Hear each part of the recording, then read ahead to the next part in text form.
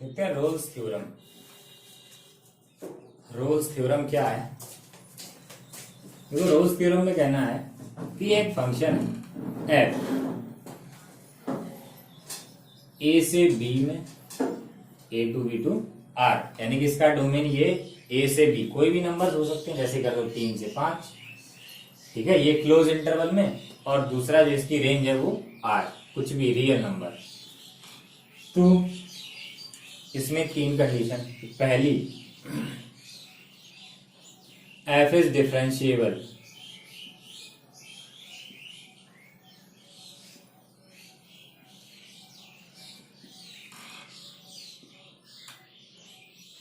Open interval a comma B में differentiable होगा, ठीक है। अगर है ऐसा open interval a comma B, देखो डिफरेंशिएबल कभी क्लोज इंटरवल में नहीं होता है। दूसरा, f is continuous,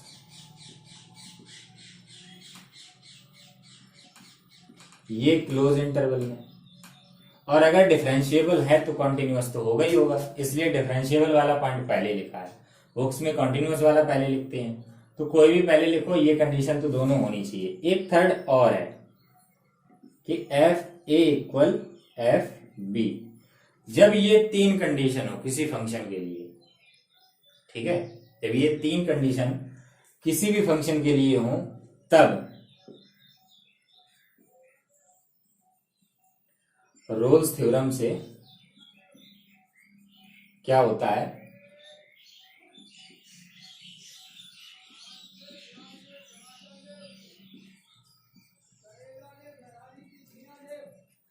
there will be some c इन, ठीक है, एक सी होगा किसमें, ए कॉमा बी में, open interval a comma B में सी होगा ओपन इंटरवल बी में, जहां एफ डैश सी इक्वल क्या होगा, 0, ठीक है। अगर ये तीन कंडीशन, ओपन इंटरवल में डिफरेंशिएबल हो एफ एक्स, क्लोज इंटरवल में कॉन्टिन्यूअस, और F A equal F b आ जाए, तब इसमें कोई सी होगा ऐसा कि जहां एफ डैश सी इक्वल 0 हो जाए, ठीक है। थोड़ा बहुत समझ में आया होगा, एक थ्योरी तो समझ में आई होगी। इसको ज्योमेट्रिकली देखते हैं, फिर एक एग्जांपल करेंगे, पूरा समझ में आ जाएगा। बहुत ही इजी है, बहुत इजी है। देखो ये फंक्शन अगर हम बनाएं, इसका ग्राफ अगर हम बनाएं तो कैसा हो सकता है ग्राफ, ये x और ये y और fx, y लिखो या fx लिखो, दोनों एक ही होते हैं, ठीक है, y और fx। तो ये ग्राफ देखो कैसा बनेगा, या तो ये ऐसा बनेगा। अब ऐसा क्यों बनेगा, देखो ये a और ये b, अब ये देखो एक ही लाइन में है, तो क्या F A equal F b होगा, एफ ए इक्वल एफ बी, क्योंकि यहां होगा एफ ए और यहां एफ बी, दोनों इक्वल है, ठीक है, दोनों इक्वल है। और ये कॉन्टिन्यूअस भी है, एक ही बार में बनाया, और यहां से यहां तक डिफरेंशिएबल भी, हम कहीं भी इस पे टेंजेंट ड्रॉ कर सकते हैं, ठीक है। एक तो ये बन गया, ऐसा हो सकता है। दूसरा क्या है,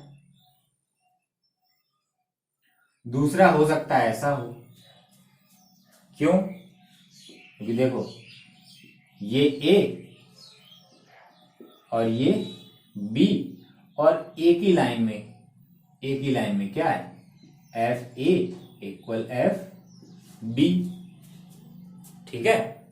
देखो एफ डैश सी क्या होता है, डिफरेंशिएशन में हमने जब डिफरेंशिएबिलिटी देखी थी उसमें बताया था कि जो एफ डैश एक्स होता है, इससे हमें जो एफ डैश सी लिखो, एफ डैश सी जो होता है वो हमें सी पॉइंट पे फंक्शन का जो कर्व है उसकी टेंजेंट की स्लोप मिलती है, ठीक है। जैसे मान लो हमने लिया F x equal x square, हमने कह दिया एक्स इक्वल 2 पे अगर हम निकालें एफ डैश 2 निकालें, एफ डैश 2, तो पहले एफ डैश एक्स निकालेंगे तो 2x, एफ डैश 2 कितना होगा 4। तो ये जो एफ डैश 2 है, ये इस कर्व पर x इक्वल 2 पे टेंजेंट की स्लोप है, ठीक है, जो x इक्वल 2 पे टेंजेंट खींची जाएगी उसकी स्लोप है ये। ऐसे ही इसमें एफ डैश सी जो है वो एफ पे टेंजेंट की स्लोप है, एफ पे टेंजेंट की स्लोप। और स्लोप क्या है? 0। और स्लोप 0 कब होती है? स्लोप 0 कब होती है? जब टेंजेंट एक्स एक्सिस के पैरेलल हो, क्योंकि एक्स एक्सिस की स्लोप क्या होती है? 0। और एक्स एक्सिस के पैरेलल जितनी भी लाइन होगी सभी की 0 होगी। तो जब इस टेंजेंट की स्लोप 0 है, इसका मतलब क्या? ये एक्स एक्सिस के पैरेलल है। और देखो इसमें यहां खींच जाएगी, नहीं खींचेगी। ये हो गया पॉइंट सी। ठीक है, ऐसे ही इसमें यहां ये एक्स एक्सिस के पैरेलल आएगी, यहां होगा सी। देखो दोनों में आया। और इसी के अंदर ए से बी के बीच में ही है। देखो सी यहां पे है, यहां ए से बड़ा है और बी से छोटा है। देखो है। और देखते हैं एक और, क्योंकि यही दो है अभी। एक तरीका और है जिससे ये कर्व ड्रॉ हो सकता है। एक और कर्व हो सकता है, जैसे कि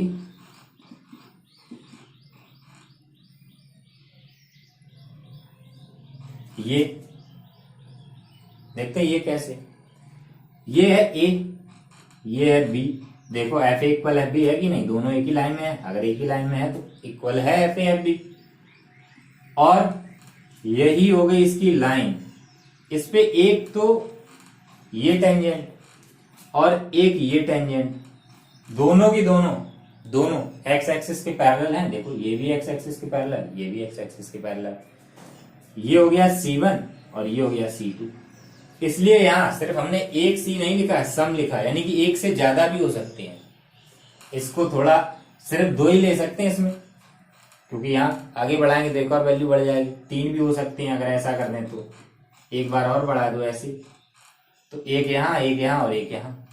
ठीक है, तो एक या एक से ज्यादा, इसलिए यहां सम लिखा हुआ है। ये 3 तरह के सिर्फ बन सकते हैं जिनपे रोल्स के थ्योरम जो है वो एप्लीकेबल है। वो 3 ही तरह के कर्व हो सकते हैं, क्योंकि एफ ए इक्वल एफ बी, एफ ए इक्वल एफ बी सिर्फ इन 3 टाइप के कर्व्स में भी हो सकता है। हाँ, ये आगे और ड्रॉ कर सकते हैं इसको ऐसा, तो एक और बन जाएगा। ऐसे बहुत से बन जाएंगे, लेकिन जो स्टैंडर्ड है वो 3 ही है। तो थोड़ा बहुत तो समझ में आ गया होगा, 50% आ गया होगा। बाकी एक एग्जाम्पल करेंगे, उससे पूरा आ जाएगा। तो ये नोट डाउन करें, फिर देखते हैं एग्जाम्पल।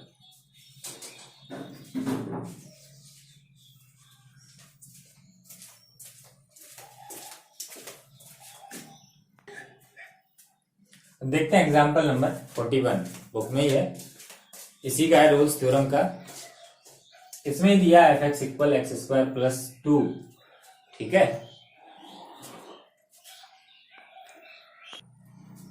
तो इस क्वेश्चन में जो रोल्स थ्योरम है वो प्रूव करनी है। तो देखते हैं कैसे करेंगे, वेरीफाई करनी। देखो जब भी ये कहा जाए कोई भी थ्योरम, ये देखना, देखो 2 थ्योरम है, एक रोल्स थ्योरम है, एक मीन वैल्यू थ्योरम। तो जब भी ये कहा जाए कि रोल्स थ्योरम एप्लीकेबल है या नहीं, अगर ये पूछा जाए एप्लीकेबल है या नहीं, तो सिर्फ ये 3 पॉइंट यहां तक चेक करने। अगर ये तीनों सेटिस्फाई करते हैं तो थ्योरम जो एप्लीकेबल है। लेकिन अगर वेरीफाई करनी है या प्रूव करनी है तो हमें सी की वैल्यू निकालनी होती है, सी की वैल्यू। ठीक है, तो देखते हैं कैसे करेंगे इसमें वेरीफाई। इंटरवल हो गया क्या इसमें? -2 to 2। ठीक है, जैसे हमने यहां ए बी लिखा, इसमें अलग अलग दे दिया, तो ये ए ये बी। लिखते हैं F dash F x x square plus 2। अब निकालेंगे एफ डैश एक्स, यानी कि इसका डिफरेंशिएशन। तो एफ डैश एक्स क्या आ जाएगा? 2x और 2 का 0।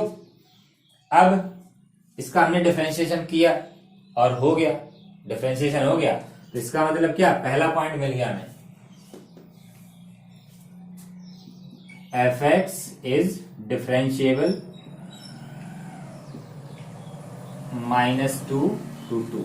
ये किसी भी इंटरवल में डिफरेंशिएबल होगा।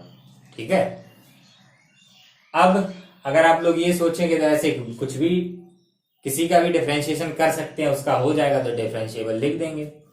देखो किसी का भी डिफरेंशिएशन करने के लिए फॉर्मूला चाहिए होता है। जैसे मान लो इसका हमने किया, इसमें एक्स की पावर n कर लगा। अगर हम इसका लिखें, अगर एफ एक्स इक्वल ये दिया जाता साइन एक्स, तो इसका भी कर सकते हैं, या कॉस एक्स दे दिया जाए या cos x plus sign x दे दिया जाए तो इसका भी कर सकते हैं। लेकिन सोचो अगर ये दे दिया जाए F x equal box x, इसका कैसे करोगे?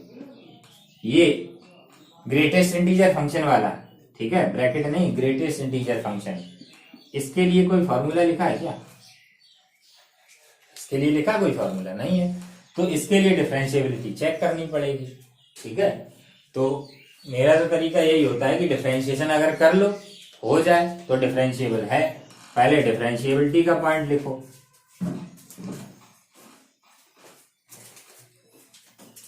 अब सेकंड पॉइंट कि अगर डिफरेंशिएबल है, ये तो थ्योरम लिखाई थी डिफरेंशिएबिलिटी में, अगर डिफरेंशिएबल है तो कॉन्टिन्यूअस भी होगा, कॉन्टिन्यूअस इन -2 to 2। इंटरवल का ध्यान रखना, यहाँ ओपन रहेगा, यहाँ क्लोज रहेगा। अब थर्ड जो हमें चेक करना है, क्या F A equal F B है या नहीं है, तो इसके लिए हमें दोनों निकालने पड़ेंगे। तो एफ एक्स इक्वल क्या, x square plus 2, F A की जगह क्या -2 यानी कि एफ -2 निकालेंगे। एफ -2 रखो इसमें, ये क्या हो जाएगा +2 और +4, -2 का स्क्वायर करेंगे +4 तो कितना हो गया 6, और F2 निकालो तो 2 रखना है इसमें तो कितना 6, दोनों इक्वल आए। अब हम निकालेंगे एफ डैश सी, क्योंकि हमें सी की वैल्यू निकालनी है तो एफ डैश सी तो होनी चाहिए। तो एफ डैश सी कितना होगा, एफ डैश सी कितना, ये एफ डैश एक्स है, एफ डैश सी कितना हो जाएगा 2c। और इस थ्योरम से क्या है, एफ डैश सी इक्वल 0 होता है, क्या एफ डैश सी इक्वल 0, तो एफ डैश सी रखो 2c इक्वल 0, सी इक्वल कितना आ गया 0। और ये 0 जो है इस इंटरवल में है या नहीं है, ये देखो -2 से 2 इन दोनों के बीच में है या नहीं है। अगर है तो वेरीफाई हो गई, प्रूव हो गया कि स्पिरोल थ्योरम जो है वेरीफाई हो गई, सत्यापित करनी थी, हो गई सत्यापित। क्योंकि -2 और 2 के बीच में इधर 1, इधर -1 और बीच में 0, इसके बीच में 0 आएगा। कोई भी एक नेगेटिव और पॉजिटिव इंटीजर के बीच में अगर रियल नंबर्स लेने हैं, इंटीजर भी लेने हैं, तो 0 तो आता ही आता है। बस c की वैल्यू निकालनी थी और इस इंटरवल के अंदर आ जाए तो वो हो गया। तो ये नोट करें, फिर देखते हैं आगे मीन वैल्यू थ्योरम। अब देखते हैं नेक्स्ट मीन वैल्यू थ्योरम। ये भी ऐसे ही है, एक फंक्शन ओपन इंटरवल में डिफरेंशिएबल, क्लोज इंटरवल में कॉन्टिन्यूअस, और रोल्स थ्योरम में क्या F A equal F B, और मीन वैल्यू थ्योरम में होता है F A is not equal F B. अगर इक्वल हो गए, ये दोनों कंडीशन रहे और F A equal F B रहे, तब रोल्स थ्योरम अप्लाई होती है, और इक्वल नहीं है तो मीन वैल्यू थ्योरम अप्लाई होती है, ठीक है। तो ये दो कंडीशन अगर किसी में सेटिस्फाई हो रही है किसी फंक्शन में, तो दोनों में से एक तो थ्योरम लगी जाएगी, या तो ये दोनों इक्वल आएंगे या नहीं आएंगे, तो या तो रोल्स थ्योरम लगेगी या mean value theorem. Then by mean value theorem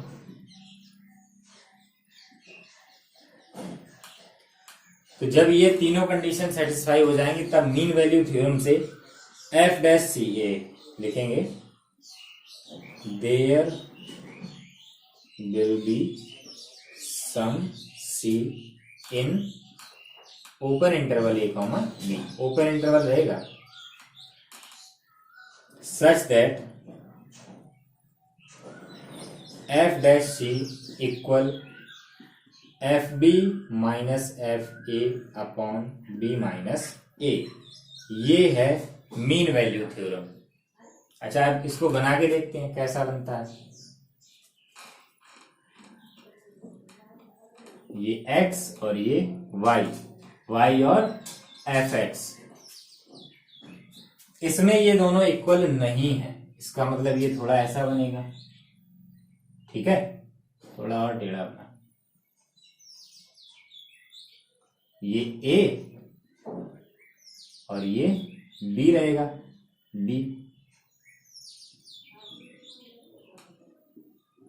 तो इधर होगा एफ बी, ये एफ बी और ये एफ ए, तो ये दोनों इक्वल तो है नहीं, ये दोनों इक्वल तो है नहीं, ठीक है।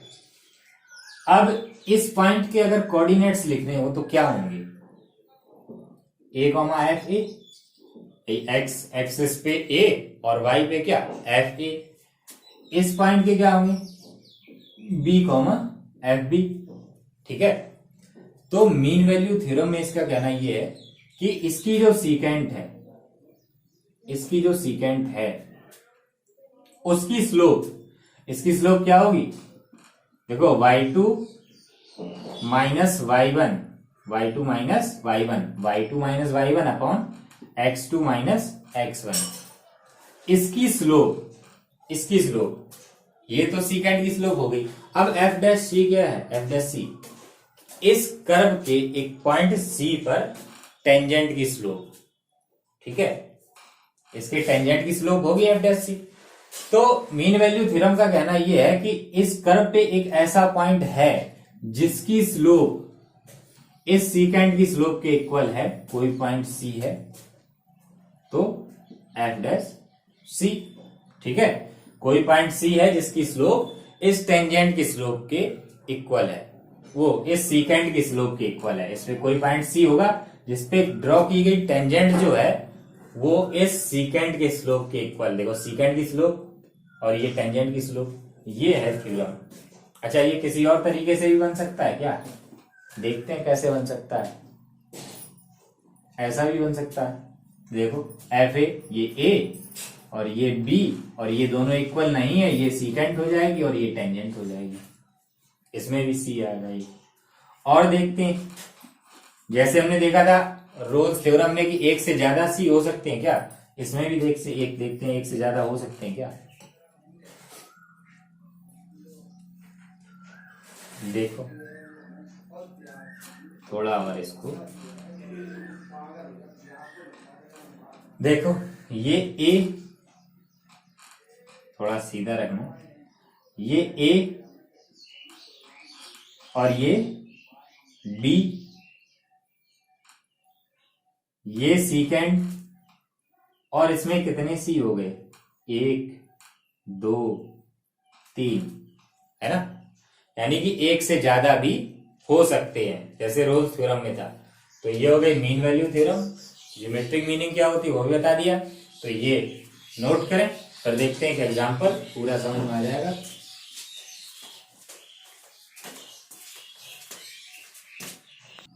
देखते हैं कि एग्जाम्पल, ये दिया गया interval 2 to 4 F x equal x square, इसमें मीन वैल्यू थ्योरम वेरीफाई करनी है। तो पहले तो ये 3 पॉइंट चेक करो कि इसमें मीन वैल्यू थ्योरम एप्लीकेबल है या नहीं है, ठीक है। तो सबसे पहले क्या निकालेंगे, एफ डैश एक्स, तो ये क्या आ जाएगा 2x, डिफरेंशिएशन हो गया। तो मतलब क्या कि पहला पॉइंट तो है F x is differentiable in open interval 2,4। अब अगर डिफरेंशिएबल है तो क्या कॉन्टिन्यूअस भी होगा, कॉन्टिन्यूअस भी होगा, ठीक है, और कॉन्टिन्यूअस क्लोज इंटरवल में। और थर्ड क्या, एफ ए एफ बी हमें चेक करनी है। तो लिखो f x equal x square, a कितना 2, ये ए ये बी, तो कितना आएगा 4, और एफ बी की जगह 4, ये कितना आएगा 16 रखेंगे, इसमें स्क्वायर हो जाएगा। तो F2 is not equal F16। तो अब लिखेंगे क्या, f dash c equal F16 minus F2 upon 4 minus 2। देखो एफ बी F4, यहाँ 4 है, एफ बी, बी की जगह क्या F4 F B, F A F2, B है 4 ए है 2। एफ डैश सी कितना होगा, ये f dash x, f dash c कितना हो गया 2C, ठीक है, 2C इक्वल राइट साइड में ये रखो F4 16, ये 4 अपॉन कितना आ जाएगा 2। तो c इक्वल क्या हो गया, इधर कितना बचेगा 12, और नीचे इधर इंटू में उधर जाएगा डिवाइड में, तो 4, c इक्वल 3। और देखो ये इसके अंदर आया कि नहीं आया,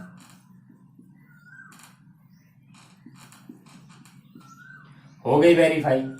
2 और 4 के बीच में तो 3 होता ही होता है, तो c इक्वल 3 आया, हो गई वेरीफाई। मीन वैल्यू थ्योरम अब तो समझ में आएगी होगी। तो pause the video to note it down, और वीडियो को लाइक जरूर करें, ये एक अलग तरीके से बताया, ठीक है। वीडियो को लाइक करें, शेयर करें और चैनल सब्सक्राइब करें। फिर देखते हैं हम एक्सरसाइज।